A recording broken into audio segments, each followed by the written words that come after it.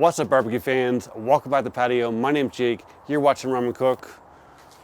What have we got going on here? Well, we are at the end of replacing the gasket on our Komodo Kamado. I actually started this process about a week ago. I planned on filming 2 days after the silicone dried and wrapping up the video, but weather didn't permit. So luckily for me, I've got the cover. I closed it up like that so the gasket wasn't being touched. We covered it up, and a week later we're filming. So at the end of this video, I'm going to cover some tips to extend your gasket life. But if you take care of your gasket properly, you're almost never going to have to replace it. Mine's 3 years old, as you guys probably know if you've been around for a little while. If you're not subscribed yet, please do so below. But I already know why it only lasted 3 years, and it's really, I know it's in this adjustment here. So at the end of it, I'm going to talk a little bit about how to adjust this. We're going to go through and we're going to adjust this process so it closes properly. But what happens is, if this is not sealed properly, the hot air comes over, and over time it just breaks down that gasket. I do a lot of pizzas, so if it's not sealed properly, the one thing I'll tell you, that if you have an older one like mine, there's actually 2 gaskets. Now there's only 1. So if you have a gasket spare that came with your Komodo Kamado and it's the 2-piece gasket, and you're coming up to replace your gasket at any point in time in the future, what I would do is probably go buy the new single one, because it's actually made of better material and it's a far easier process than it used to be. So let's take you back to last week when I started this process. Those of you who don't know, when you get a Komodo Kamado, one of the things you get with it is a whole box of goodies. And in that box, you've got some tools, you've got an extra gasket, you've got extra knobs, a bunch of extra tiles, so that you get the exact specific tile that matches your Komodo Kamado, adhesive, grout, and a spare gasket. It comes with a whole bunch of stuff. Now, today what I'm doing is I'm using the new 1-piece gasket. So depending when you get yours, you might have this new 1-piece one that they have, but the process is going to be very similar. Outside of your gasket, you're going to need a couple tools. Number 1, you're going to want a putty knife or a paint scraper of some sort, some painter's tape to hold your gasket in place. You're going to want some Permatex gasket sealer. I'll put a link down below on where I got this from, just on Amazon. You're going to want some gloves. This is a stainless steel brush, just to make sure that our surface is nice and clean. You're probably going to want something cold to drink. And most importantly, you're going to want 24 hours, right? What we're going to do is we're going to put it in place. We're going to use the painter's tape to hold it in place, and then we want to allow it to cure overnight. So if there's rain in the forecast, don't be doing that, all right? So let me bring you in closer, and we'll have a look at the process to remove this, and I'll take you through all the steps. So what you can see here is this is all coming up relatively easy, actually.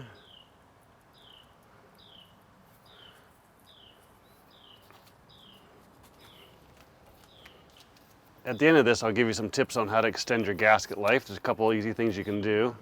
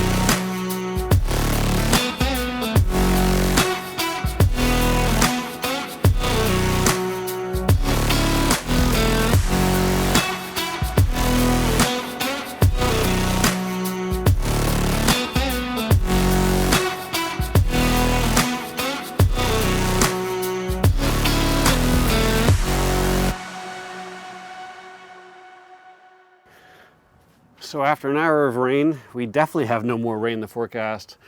Let's try this one more time.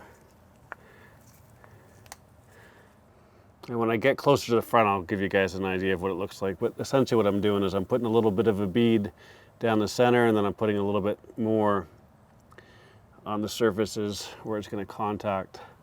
Make sure we've got everything covered.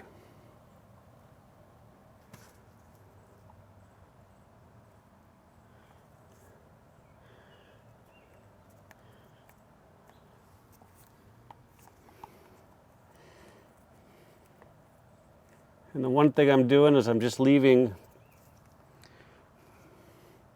maybe an inch off this end, because I'm going to take a razor blade to make that joint. So there's the 45-degree bevel here, so I'm putting a little bit in there. Oh.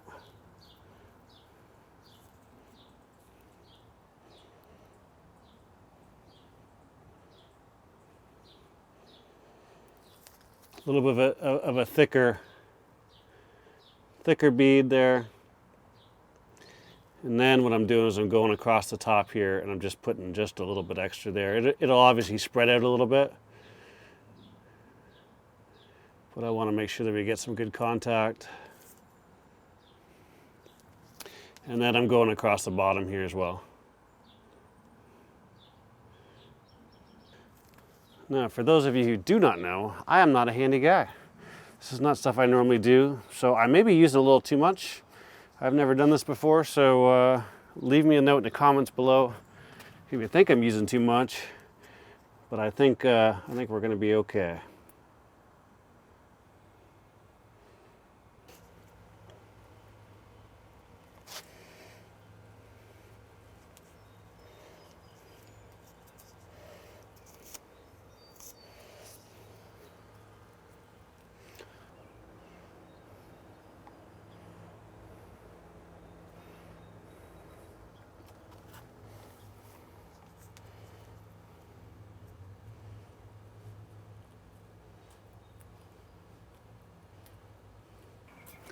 What I'm actually doing, so you can see here, is I'm actually pulling it, giving it a little bit of a tug just to make sure that it's snug before I push down this tape tight.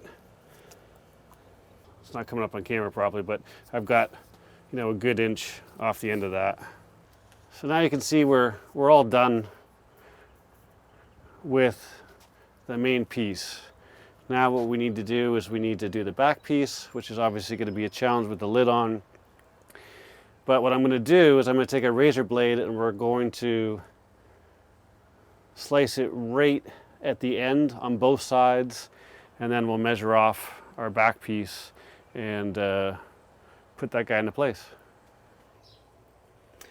And what we did there is I just sliced it on an angle so that we can join up.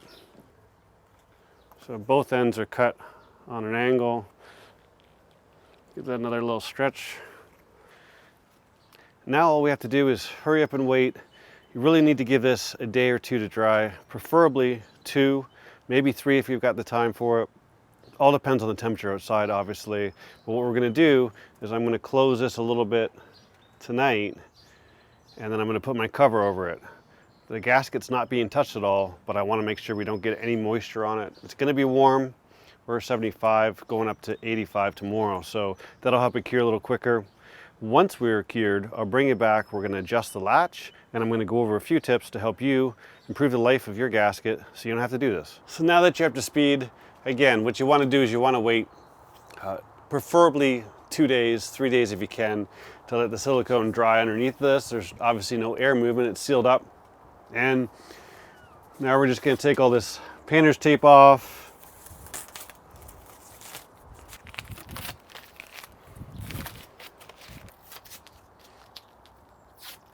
Before I take this last piece off, you can just see how we just had it so it was holding everything nicely in place. And as you can see here, our gasket is pretty much flush with this top lip. So as we close this down here, there's one click. Now there's a second click. All right, so we close this down. 1, 2. This second one, when I push this, there's no movement whatsoever. That tells me that this is perfectly sealed.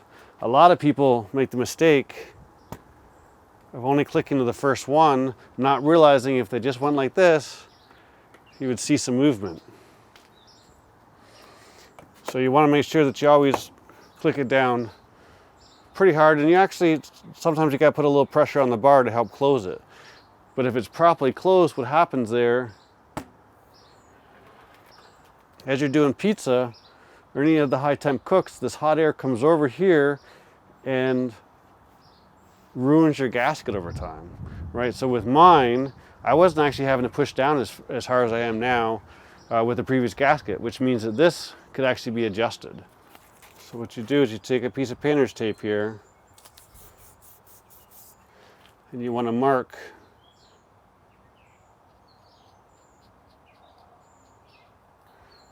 where your catch is here. We take a 14 mil wrench, we loosen this guy off, and we adjust this up and down however we need. Now mine's already in perfect spot, so I'm not going to go too loose. I'm going to tighten it back up. Now remember, this is not ceramic, this is refractory cement. So you can actually give this a good tighten so it's not going to move. And then what you would do is test this. There's our first latch, there's our second. It should take a little bit of pressure to get it down to that second latch. And it's going to be harder than most people think. A lot of people are worried about breaking it. You won't break it. Just push it all the way down, and that makes sure that no hot air will get over that gasket and shorten the life of it. So now that we know that we've got it in the perfect spot, we can take our tape off, do our final test. 1 click, 2 clicks, can't move it at all. We're in good shape there. And while we're here, that's storage mode. 1 click. See how I can still move it? This allows air to circulate through the unit between cooks. Open up your top vent, 1/4 turn, 1/8 of a turn, throw your cover on, and you're good till next cook. So you're going to allow some air movement through the unit, and you're going to reduce the pressure on that gasket, and it's just going to help the gasket last that much longer. If you take care of your gasket, it's going to last a long time. So here we are, new gasket firmly in place, and pretty happy with it. Took maybe an hour to do. It wasn't too bad. It takes far longer just to hurry up and wait for it to dry. Now, if you don't cook with this on the first click, and you always go down to your second, and you store this in the first click mode so you don't have the pressure on that gasket, this is not something you're going to have to do very often. There are people that have had their Komodo Kamados for over 10 years and never had to do this. In my case, I knew about the 2 clicks from day one, but I actually never had to push it as hard as I do now. It was a little bit of pressure, but really not terrible. So I'm pretty confident that it just wasn't quite shut enough, and over 3 years of lots of high cooks and whatnot, it just broke down my gasket and it was time to replace it. So do yourself a favor, check your latch, and that'll make sure you don't have to go through this process. But again, it's not that big a deal. So if you like the video, give it a thumbs up. If you've got an idea for a video that you want to see on an upcoming episode, leave me a comment down below. If you're not subscribed yet, why the hell not? Thanks as always for watching. I'll see you soon.